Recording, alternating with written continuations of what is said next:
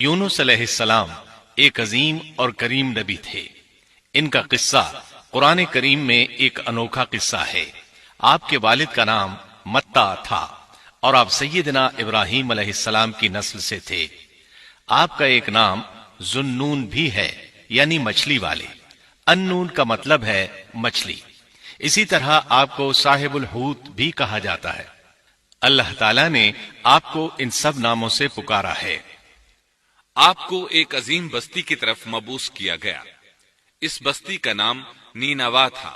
یہ عراق کے شمال میں واقع تھی، موصل کے بالمقابل تھی۔ ان دونوں کے درمیان دریائے دجلہ واقع تھا۔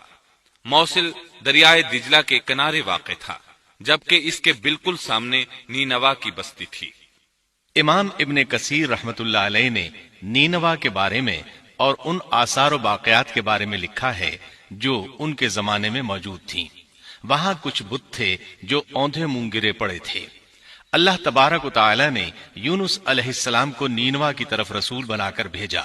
سورۃ الصافات آیت 139 میں ہے، اور بے شک یونس رسولوں میں سے تھے۔ آگے اللہ آیت 147 میں فرماتے ہیں، اور ہم نے اسے 1,00,000 بلکہ اور زیادہ آدمیوں کی طرف بھیجا۔ یعنی ان کی تعداد 1,00,000 سے زیادہ تھی۔ رہا یہ سوال کہ لاکھ سے کتنے زیادہ تھے، اکثر علماء کرام نے وضاحت کی ہے کہ وہ 1,00,000 سے قریباً 20,000 زیادہ تھے۔ اس طرح بستی والوں کی تعداد 1,20,000 تھی، اور یہ سب کے سب کفر پر تھے۔ یونس علیہ السلام انہیں سال ہر سال دعوت دیتے رہے، لیکن وہ اپنے کفر ہی پر ڈٹے رہے۔ پھر انہوں نے سیدنا یونس علیہ السلام پر ظلم و جبر شروع کر دیا، انہیں دھمکیاں دیں، مصائب و آلام سے دوچار کیا۔ مطلب یہ کہ جس طرح دوسرے انبیاء کرام کے ساتھ کیا گیا، ان کے ساتھ بھی وہی سلوک ہوا۔ آخر آپ نے اپنی قوم کو اللہ کے عذاب سے آگاہ کرتے ہوئے اعلان فرما دیا کہ فلاں دن تم پر عذاب آ جائے گا۔ پھر خود غصے کی حالت میں اس بستی سے نکل گئے، جبکہ اللہ تعالیٰ نے انہیں متعین دن کی مہلت دینے کی اجازت تو دی تھی، لیکن اس بستی سے نکل جانے کا حکم نہیں دیا تھا۔ جب آپ نے انہیں یہ مہلت سنائی تو خود غصے کی حالت میں بستی سے نکل گئے۔ سورہ انبیاء آیت 87 میں اللہ تعالیٰ فرماتے ہیں، مچھلی والے کو یاد کرو جبکہ وہ غصے سے چل دیا اور خیال کیا کہ ہم اسے نہ پکڑ سکیں گے۔ اس آیت کی تفسیر میں امام رازی رحمہ اللہ لکھتے ہیں، جس نے یہ گمان کیا کہ اللہ تعالیٰ اسے پکڑنے کی قدرت نہیں رکھتا، وہ آدمی کافر ہے۔ سیدنا امیر معاویہ رضی اللہ عنہ سے روایت ہے، انہوں نے سیدنا ابن عباس رضی اللہ عنہما سے کہا، آج رات قرآن کریم کی چند آیات کے معانی میں میں الجھ کر رہ گیا ہوں۔ مجھے کوئی راستہ سجھائی نہیں دے رہا کہ اس الجھن سے کس طرح نکلوں۔ مجھے بس آپ ایسے نظر آتے ہیں جو ان آیات کا مطلب بتا سکتے ہیں۔ کم از کم میں ان آیات کی تفسیر اور تعبیر نہیں سمجھ سکا۔ ابن عباس رضی اللہ عنہما نے پوچھا، وہ کون سی آیات ہیں؟ سیدنا امیر معاویہ رضی اللہ عنہ کہنے لگے، یونس علیہ السلام کا یہ خیال کرنا کہ اللہ تعالیٰ ان پر قدرت نہیں رکھتے۔ یہ سن کر سیدنا ابن عباس رضی اللہ عنہما نے فرمایا، اس سے مراد یہ نہیں۔ یہ لفظ قدر یہاں تنگی کے معنی میں آیا ہے، قدرت اور طاقت رکھنے کے معنی میں نہیں۔ اللہ تعالیٰ نے قدر بمعنی تنگی اور قدر بمعنی قدرت دونوں کا استعمال کیا ہے۔ تنگی کے معنی کی مثال سورۃ الطلاق آیت نمبر 7 میں ہے، اور جس پر اس کے رزق کی تنگی کی گئی ہو، اسے چاہیے کہ جو کچھ اللہ تعالیٰ نے اسے دے رکھا ہے اسی میں سے اپنی حیثیت کے مطابق دے۔ تو اس آیت میں بھی یہی معنی مراد ہے کہ انہوں نے گمان کر لیا ہم ان پر تنگی نہیں کریں گے، یعنی ان کا خیال یہ تھا کہ اگرچہ وہ اللہ تعالیٰ کی اجازت کے بغیر نکل کھڑے ہوئے ہیں، پھر بھی اللہ ان پر تنگی نہیں کریں گے، کیونکہ وہ اللہ کے ایک معزز نبی اور رسول ہیں، اور ان کی قوم کے لوگ اللہ کی گرفت اور اس کے عذاب کے مستحق ہیں۔ انہی پر اللہ کا عذاب نازل ہونے والا ہے۔ اس عذاب کی خبر انہیں پہلے ہی سنا دی گئی ہے اور مہلت دے دی گئی ہے، مگر وہ خود اگرچہ اللہ کی اجازت کے بغیر ہی چلے آئے ہیں، پھر بھی انہیں سرزنش نہیں کی جائے گی اور وہ کسی گرفت میں نہیں آئیں گے۔ اللہ تعالیٰ ان کے لیے کوئی تنگی نہیں فرمائیں گے۔ اللہ تعالیٰ سورۃ الانبیاء آیت 87 میں فرماتے ہیں، اس نے خیال کیا کہ ہم اسے پکڑ نہیں سکیں گے۔ مطلب یہ کہ ہم انہیں کوئی سزا نہیں کریں گے اور ان پر کسی طرح کی تنگی نہیں کریں گے، اور وہ سمندر کی طرف چل دیے۔ انہی دنوں میں عذاب الہی کی کچھ علامات نینوا بستی پر ظاہر ہونا شروع ہو گئیں۔ ایک بہت بڑا سیاہ بادل ان کی طرف بڑھنے لگا۔ اس بادل میں آگ کے شعلے دکھائی دینے لگے۔ ان لوگوں نے یہ بادل ان متعین دنوں میں سے پہلے ہی دن دیکھ لیا۔ اس کو دیکھتے ہی وہ سمجھ گئے کہ جس طرح سیدنا یونس علیہ السلام نے انہیں آگاہ کیا تھا، یہ عذاب ان پر نازل ہو کر رہے گا، اور جو عذاب سیدنا لوط علیہ السلام کی قوم پر آیا تھا وہ اس کے بارے میں بھی اچھی طرح جانتے تھے۔ وہ بستی ان کی بستی کے قریب ہی تھی، اس لیے وہ ڈر گئے۔ ان کے سردار جمع ہوئے اور کہنے لگے، جیسے تم سے پہلے لوگوں پر عذاب اترا کرتے تھے، تم پر بھی یہ نازل ہو کر رہے گا، جلدی کرو، سب جمع ہو جاؤ۔ چنانچہ انہوں نے اس بات پر اتفاق کر لیا کہ سیدنا یونس علیہ السلام نے بالکل سچ فرمایا تھا۔ اللہ کی قسم، یہ بالکل وہی عذاب ہے، تم اللہ کے عذاب سے نجات نہیں پا سکو گے۔ اس سے بچنے کی ایک ہی صورت ہے کہ تم ایمان لے آؤ اور توبہ کر لو۔ اس طرح وہ سب کے سب ایمان لے آئے، لیکن سیدنا یونس علیہ السلام وہاں موجود نہیں تھے۔ ان کی عدم موجودگی میں یہ سب کے سب یعنی 1,20,000 افراد ایمان لے آئے۔ انہوں نے پیوند لگے کپڑے پہنے اور اللہ کے حضور عاجزی، انکساری اور آہوزاری شروع کر دی، رونے لگے، اللہ سے بخشش مانگنے لگے، پھر اسی حالت زار میں باہر کھلے میدان کی طرف نکل آئے۔ ان کے سرداروں نے سب کو الگ الگ کر دیا، یہاں تک کہ ماں اور بیٹے کو بھی جدا کر دیا۔ سب اپنی اپنی جگہ پر یعنی ماں اپنی جگہ پر اور بیٹا اپنی جگہ پر آہوزاری کرنے لگے تاکہ ان پر اللہ تعالی کی رحمت نازل ہو جائے۔ یہ عذاب 3 دن تک ان کے سروں پر منڈلاتا رہا، اور یہ بھی مسلسل آہوزاری کرتے رہے، اپنی عاجزی ظاہر کرتے رہے، معافیاں مانگتے رہے۔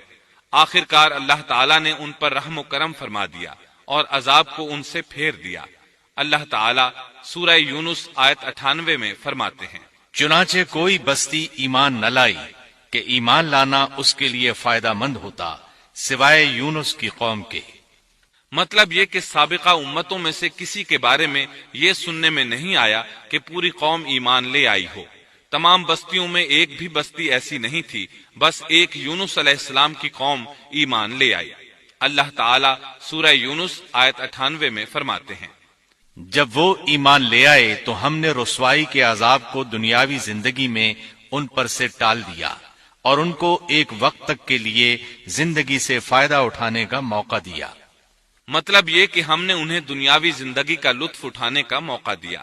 اب اس قوم پر قیامت کے دن تک عذاب نہیں اترے گا۔ علامہ ابن کثیر رحمت اللہ علیہ فرماتے ہیں، اس آیت کریمہ کا مفہوم یہ ہے کہ کسی بستی کے تمام باشندے کسی نبی پر کبھی ایمان نہیں لائے، یا تو سب نے کفر کیا یا پھر اکثر نے کفر کیا۔ لیکن یونس علیہ السلام کی قوم واحد ایسی قوم ہے جو تمام کی تمام عذاب الہی کے آثار دیکھ کر ایمان لے آئی۔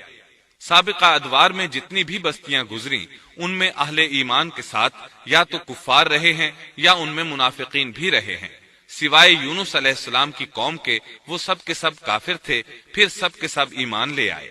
یہ اللہ تعالیٰ کے عجائبات میں سے ہے اور اس کی قدرت اور رحمت کی نشانیوں میں سے ہے۔ اب دوسری طرف کی سنیے، یونس علیہ السلام کو کچھ معلوم نہیں تھا کہ ان کی قوم کے ساتھ کیا ہوا۔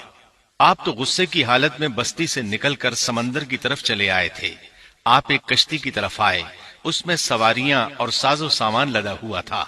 اللہ تعالیٰ سورۃ الصافات آیت 140 میں فرماتے ہیں، جب وہ بھاگ کر بھری کشتی پر پہنچے، کشتی روانہ ہوئی، موجیں اٹھیں، سمندر میں طغیانی آئی، یوں لگتا تھا کہ بس ابھی غرق ہوئے۔ کہنے لگے، بوجھ ہلکا کرو، اپنا ساز و سامان سمندر میں پھینک دو۔ چنانچہ انہوں نے اپنا اپنا ساز و سامان سمندر میں پھینک دیا۔ اس طرح کشتی کچھ ہلکی ہو گئی، لیکن ضرورت کے مطابق ہلکی نہ ہو سکی۔ اب وہ کہنے لگے، کسی کو سمندر میں گرانا ضروری ہے تاکہ کشتی مزید ہلکی ہو جائے، ورنہ یہ ڈوب جائے گی۔ جلدی کرو، قرع ڈالو۔ جس کے نام کا قرع نکلتا جائے اسے سمندر میں گراتے جاؤ اور بار بار یہ عمل دہراتے جاؤ یہاں تک کہ کشتی ہلکی ہو جائے۔ چنانچہ قرع ڈالا گیا، سب سے پہلے یونس علیہ السلام کا نام نکلا۔ سب کہنے لگے نہیں، یہ تو ایسے نہیں ہیں، ان کے چہرے پر تو سجدوں کے نشانات ہیں، انہیں رہنے دو، پھر قرآ ڈالو۔ چنانچہ پھر قرآ ڈالا گیا، پھر انہی کا نام نکلا۔ سب نے تعجب کیا۔ تیسری مرتبہ پھر قرآ ڈالا گیا، اس بار پھر یونس علیہ السلام ہی کا نام نکلا۔ اللہ تعالیٰ سورۃ الصافات آیت 141 میں فرماتے ہیں، پھر قرآن اندازی ہوئی تو یہ مغلوب ہو گئے۔ ہر بار انہی کا نام نکلا۔ آخر کار ان لوگوں نے انہیں پکڑ کر سمندر میں گرا دیا۔ تو پھر انہیں مچھلی نے نگل لیا۔ حوت بڑی مچھلی کو کہتے ہیں۔ اللہ تعالیٰ نے حوت کو القاء فرمایا، انہیں کھانا نہیں، نہ ان کے جسم کو کوئی گزند پہنچے۔ یہ اس مچھلی کو اللہ تعالیٰ کے احکامات تھے۔ اللہ تعالیٰ سورۃ الصافات آیت 142 میں فرماتے ہیں، تو پھر انہیں مچھلی نے نگل لیا اور وہ خود اپنے آپ کو ملامت کرنے لگے۔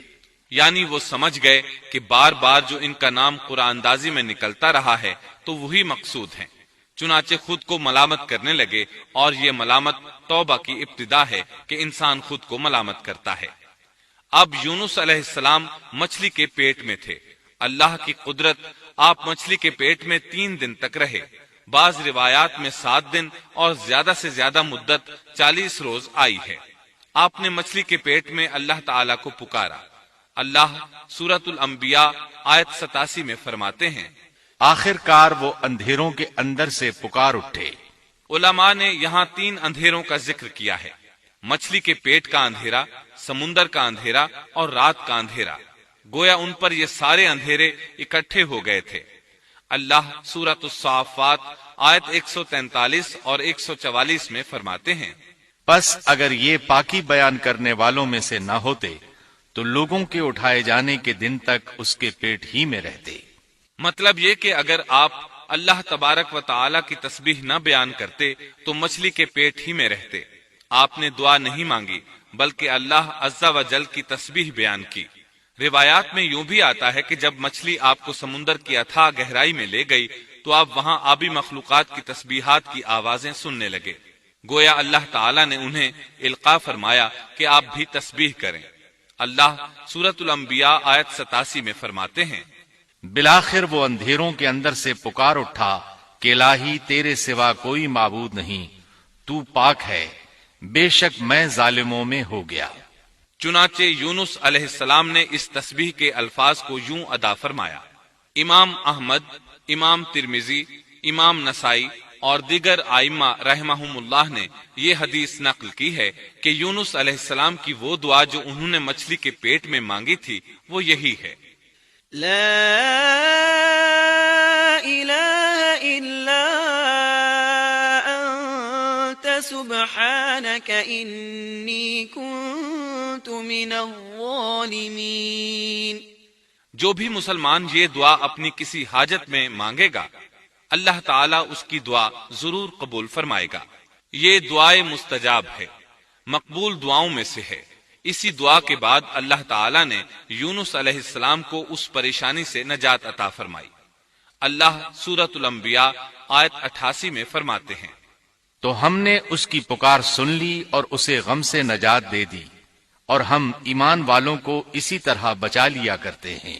ایک صحابی نے نبی کریم صلی اللہ علیہ وسلم سے پوچھا، اے اللہ کے رسول صلی اللہ علیہ وسلم، یونس علیہ السلام نے جو دعا مچھلی کے پیٹ میں مانگی کیا وہ صرف انہی کے لیے تھی یا ان کے بعد اہل ایمان کے لیے بھی ہے؟ تو آپ نے فرمایا، یہ دعا یونس علیہ السلام کے لیے خاص تھی اور سب اہل ایمان کے لیے عام ہے۔ کیا تم نے اللہ تعالیٰ کا یہ فرمان نہیں سنا؟ اور ہم ایمان والوں کو اسی طرح بچا لیا کرتے ہیں۔ جو بھی اس دعا کو پڑھے گا اللہ اسے رنج و غم سے نجات دیں گے۔ ایک قول کے مطابق تقریباً 40 روز آپ کی شب و روز یہی دعا رہی۔ اس مدت کے ختم ہونے پر اللہ تعالیٰ نے آپ کی دعا کو قبولیت بخشی۔ مچھلی ساحل پر پہنچی، انہیں کنارے پر ڈالا اور واپس چلی گئی۔